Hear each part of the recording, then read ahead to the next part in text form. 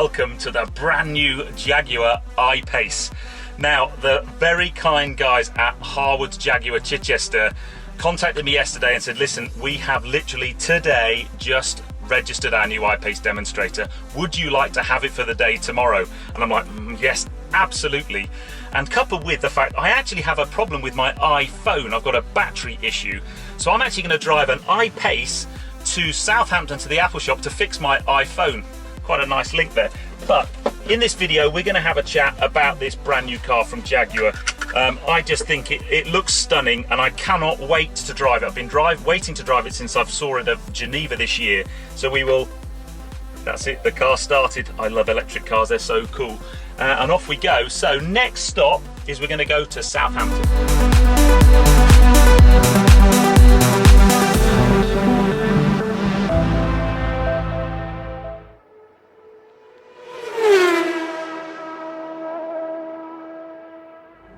So here we go, guys. I cannot tell you how excited I was yesterday when I found out I was going to have this car today.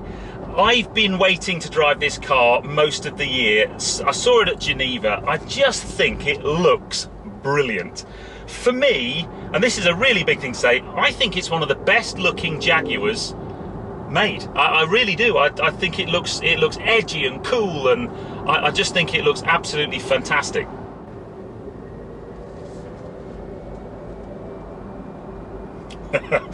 First thing to say about electric cars, if you've never driven one, I've driven quite a few now, is it's the complete lack of engine noise is very, very weird. And what that does is it then magnifies any road and wind noise you get. So it'd be interesting to see what that's like in this particular car, but it's that kind of whine as you just accelerate away. The other thing that we've set on this car is it has regenerative braking. Now, if you've never driven an electric car with regenerative braking, it can be a bit disconcerting. What it basically does is the second you lift off the throttle, the motors start to work to recuperate some of the energy that you would normally lose under braking and put that back into the batteries. So basically you get a retardation just by lifting off the throttle, and if you're not used to it, it can be a little bit disconcerting. You can turn that down so it has more of the characteristics of a normal petrol or diesel car. I've got it turned on. I actually quite like it because it reminds me that I'm driving in an electric car. So as I mentioned in my intro, this is Harwoods Jaguar Chichester's brand new demonstrator. They literally registered it yesterday. It has 140 miles on the clock. It's brand new, fresh out the wrapper. So here we go. This is the instant torque thing, up behind a slower moving car at 60 miles an hour. Put my foot down. It's just bang there. No change down, no kick down, just instant acceleration. And that's the bit, that's the electric vehicle thing. Now, I know that, you know, a lot of people will say, oh, there's no engine noise, there's no soul, but for me, you need to think of electric cars as a different type of driving experience. And instant torque is the #1 characteristic for me that you just don't get with a normal internal combustion engine. And it's the bit that for me puts a big smile on your face. Now, there's some pressure on this car. I need to kind of get this out there. This is the first electric car that I would actually consider buying. I was very impressed with Tesla Model S and Tesla Model X. For me, those two cars, they're just out of my budget, pure and simple. This car isn't cheap. We'll talk about the costs very shortly, but Mrs. Petrol and I, we need to replace the S4 next year, and honestly and truthfully, I-Pace is in the mix. For the type of miles that we do most of the time, short runs up to Goodwood and back and in the local area, this would be a perfect car. So after a very pleasant drive on the motorway, we have made it to Southampton. Now, worth noting about this regenerative braking, in this kind of crawling traffic, you really actually only need to use one pedal, and that's the throttle. You can pretty much do all the braking you need coming up to things like traffic lights and corners just by lifting off the throttle. There you go, braking. I didn't touch the brake there at all.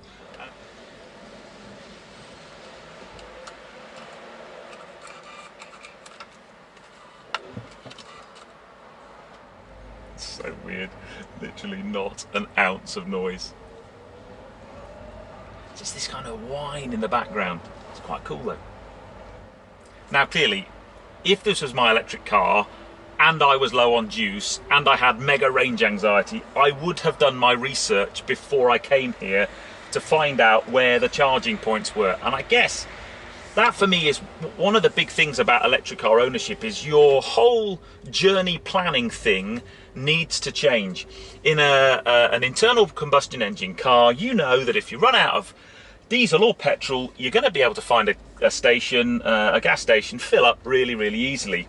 In an electric car, maybe not so. If you got caught short and you couldn't find an electric charging station, you may well find yourself in a little bit of a problem. So you just need to kind of, you know, plan a little bit better. Okay, I've got loads of range and a limited time frame. I just couldn't be bothered to drive around the whole car park and find a charge station. I need to go and get my iPhone fixed because I want to carry on driving this car. So I'm going to jump in, get my iPhone fixed, and then hopefully we'll go and play on some back roads and just explore all the drive modes in this car, because we haven't even started talking about those yet.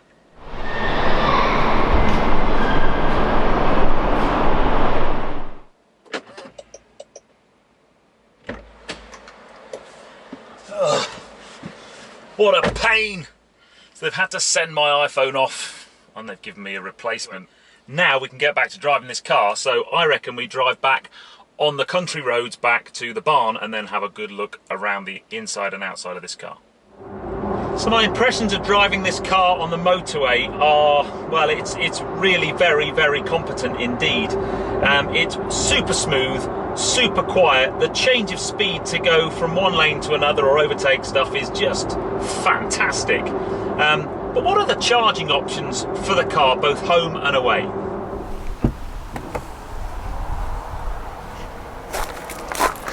So what about charging then? Well, when you buy an iPace, you get two cables.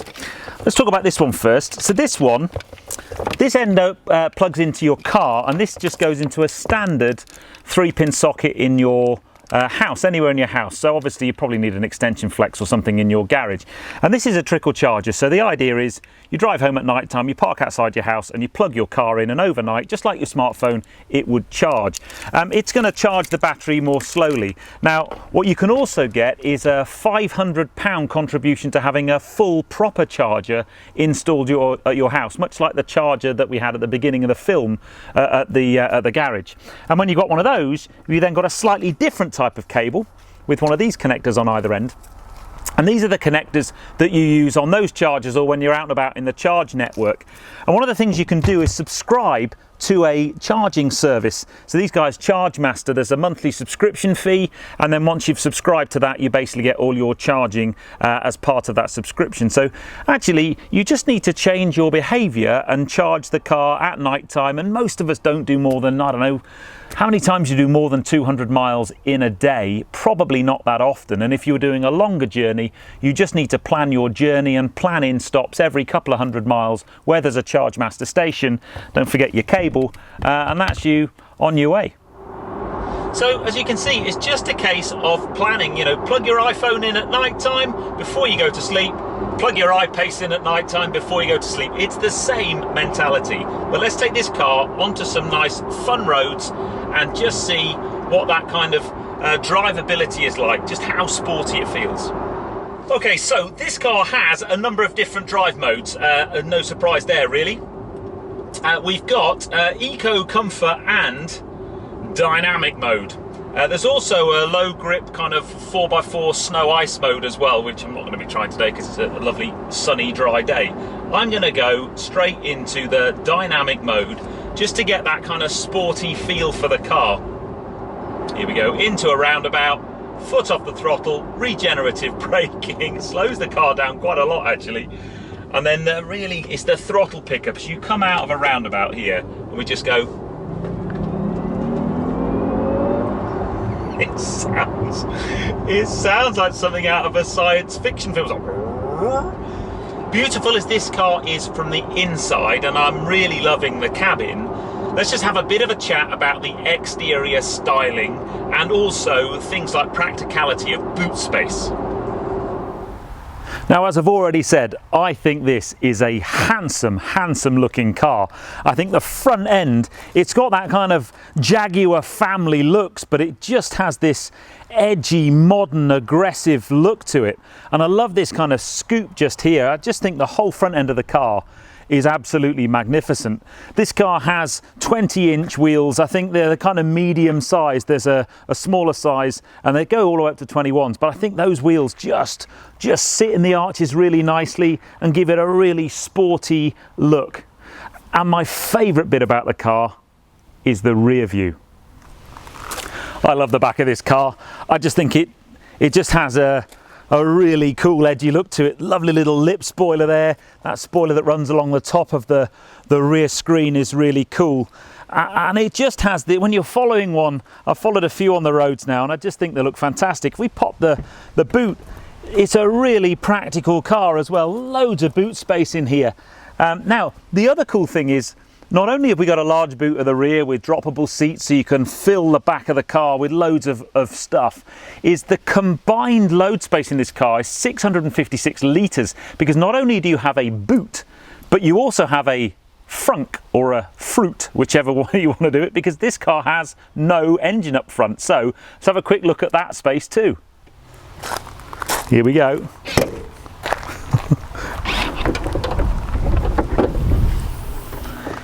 It's not massive, to be granted. You could maybe fit a very small hold all in here. You put your washer fluid in there, but you do have a little bit of space. But you know, makes a change. No engine, just a tiny little bit of boot space up the front.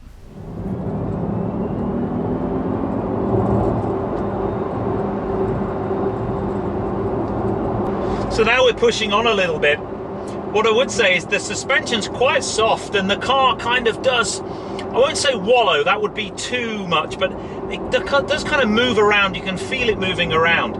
Now, clearly it's got a very low centre of gravity, this car, because basically the floor is where the batteries are. Some 2 tons in weight, but all of that weight, or much of that weight, is very low down. So that does give it, you know, not so much body roll when you go around the corners, but it does feel a bit floaty when you're pushing on, and especially if the road surface is not super smooth. That said, when you come into corners, this regenerative braking really does retard the car. It's weird, you're kind of so used to cars changing down gears if you have a flappy paddle gearbox or a manual box. None of that in this car. Single speed with the electric motor, so you don't get that drama of changing up and changing down. You just get this whoosh of instant torque as you come out of the corners, and as you lift off the throttle, even when you're pushing on, you don't actually need to use the brake pedal that much, because the regenerative braking, if you've got it switched on anyway, does such a good job of slowing the car down. It almost feels like you're driving the car with the handbrake half on, because you know, as soon as you lift off the throttle, you've got the kind of slowing down of the car. But it's certainly very impressive. It's all about performance and the kind of statistics that all of you petrol heads want to know about this car. So performance wise then, the important number is this one here. So that's 400 metric horsepower, or PS, and that in old money is about 394 bhp, just a touch over 500 foot-pounds of torque, and it weighs about 2.1 tons. So 0 to 60 time, 4.5 seconds, top speed 124 miles an hour. It's powered by 2 concentric electric motors and has a 90 kilowatt hour lithium ion battery, or batteries, on the floor of the car, lowering its centre of gravity, as we've mentioned. It would be rude not to give this car a 0 to 60 test. So 3, 2, 1, go. 60. Now, by no means is that ludicrous mode fast, but it's pretty rapid. Now, normally when I do an EV or some kind of hybrid car, I get comments, oh, it's not a driver's car, you wouldn't want to drive it. I need to say this right now, this is a driver's car. It may not have gears, it may not make a noise like a petrol engine or diesel engine car, but it's got all the driving dynamics you want, and it just makes a different noise, but it's really competent. Oh dear me. Now, I said right at the beginning of this, I'm thinking, you know, could we swap the S4 for one of these?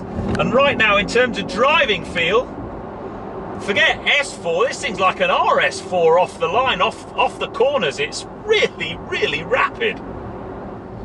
Okay, so let's do my first EV run up the Petrol hill climb. I have a feeling that this car's going to do it rather well. Here we go.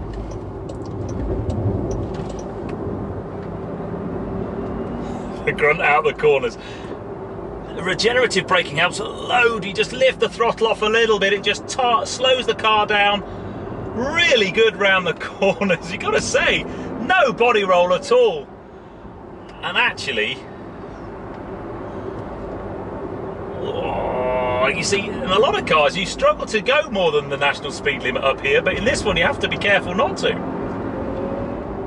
So I think to fully appreciate the interior of this car, we need to take it back to the barn, park up, and then I can just talk you through this car's interior, the displays, the comfort, and so on.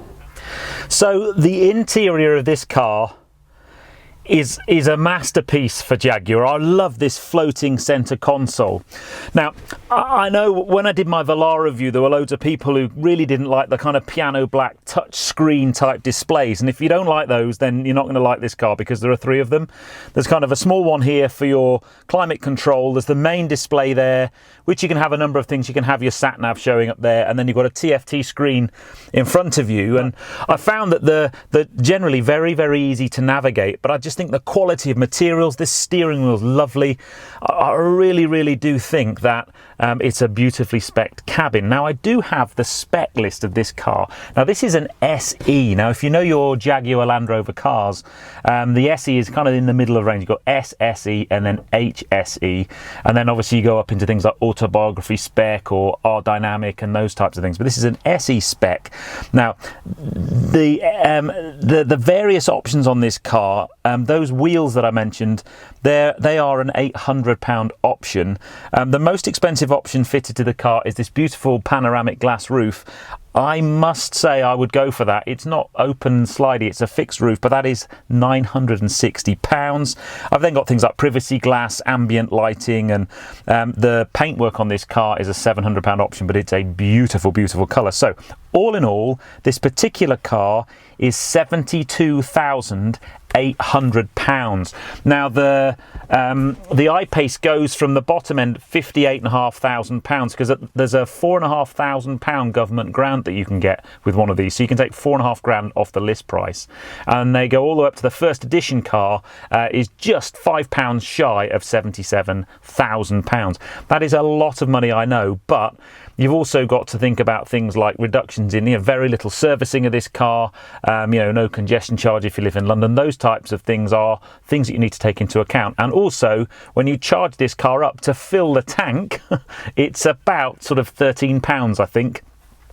Which, to fill a tank of fuel is going to be what, 50, 60, 70 pounds. So, you're gonna save every time you have to top the battery up.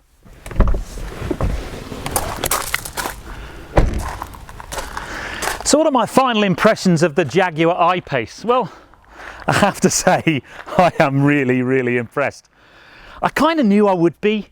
I've heard there's been so much good press about this car. As I said, outside I just think it looks fantastic. But for me, that's not the impressive thing. It's the drive. It's got so much performance. Forget electric vehicles being boring. That is not a boring car to drive. It is really, really super speedy, actually. The interior tech, that touchscreen is reasonably complicated. There's a lot of features on there. I can imagine, you might get a bit lost, and I know lots of people like tactile buttons. So for some people, I know that's not going to be for you. For me, I quite like it. I love that kind of floating center console. The big question, though, is the whole electric vehicle thing. So from a driving point of view, it ticks all the boxes for me. Performance, I love the regenerative braking, I love the instant torque.